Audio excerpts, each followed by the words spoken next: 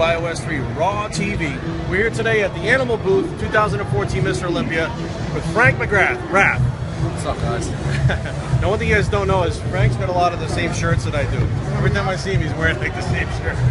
But we want to talk to Frank again in true Bios3 fashion, not about how to get huge, because he talks about his training. There's tons of videos out there, but some of you may or may not know that he was in a very, very bad car accident before. And myself, I was in the hospital with pneumonia and almost died. And I remember trying to get out of the hospital, and you felt awful, and you tried to come back from near death.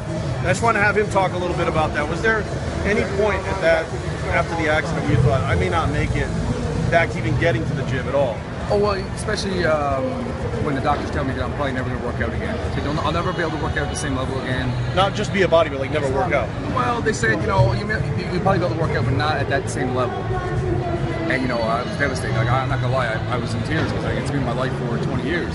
You know, so what do I do if I don't work out? Right. Even though it's my life, too, you know, my job, everything, too. So I remember when I was going in for surgery and they're strapping me down. And I know they're going to cut me open and take shit out of me and stuff. I was like, I was in tears. And I was like, it's over. Like, you know, and like, I had nobody there at the same time too, so it was even worse. But yeah, I remember I went from 270 down to 180 in a month. Like 100 pounds? Pretty much, yeah. And you know, I thought to myself, it's over. You know what I mean? And even when I woke up and stuff, the doctor told me not to do anything for 9 months.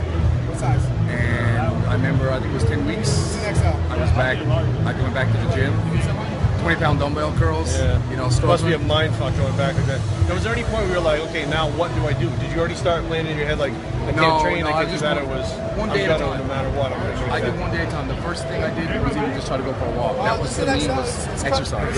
Because I had a collapsed lung and all that stuff, and I couldn't breathe right. And just laying down for so long, because I pretty much laid on my back for 10 weeks and didn't move at all. Just to get up and walk to the fridge was like, it was tough. So like, I didn't really think about, first I didn't think about competing. I was just like, I want to get back to the gym, and I want to just get back to being like, first a normal person. Right. Not even just say I'm a bodybuilder, you know, first, you know, be a normal, walk around. So that was the first thing for me. I was just day one at a time, you know what I mean? And then I got to a point, I said, you know what, I'm just going to try. I just want to see what I can do. That was my thing. I didn't know if I was going to make it or not. I didn't know. I just want to know. If I can't do it, there's my answer. If I can. What did it feel like after all that? I think it was last year, the year before. You came in, started working with Kari, right? Yeah, I was. Step on stage, like heel, big, full, hard. What was like after you looked at the pictures of yourself? Knowing like here's where it was. When I was ready to step on stage, I didn't think you didn't know it. Good. It's like in my own head, I didn't know. Like you feel down, you think everybody else around you looks 10 million times better than you. Yeah. You know, like the average guy at the gym, you're like, oh, he looks better than me. Yeah, but then when I walked in on stage, everybody started going crazy.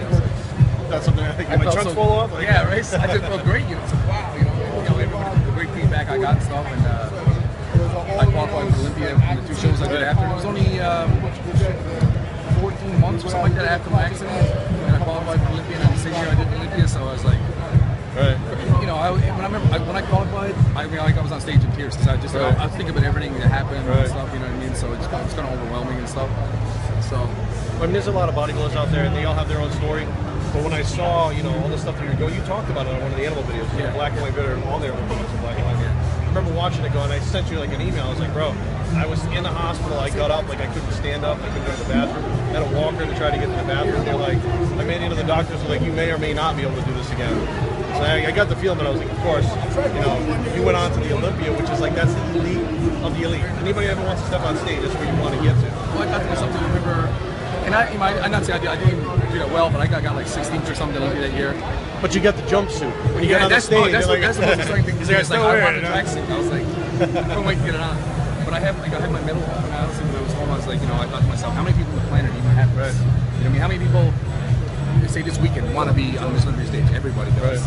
And, you know, not that many people. 1% people, like less than 1% of people will ever make it there. Or I don't know what the percentage would be, but it's very low. And they think that I actually made it. All that stuff. And there was actually a qualification process when you win. It wasn't like everybody who decides to go gets to go to the Olympia. You had to win or there's a point system. So. Yeah. Well, when I did it was top 3. Top 3. And then it just changed to the point system. Yeah. Cool. Raph, you're an inspiration. Thank you for your time. Bios3training@gmail.com and work.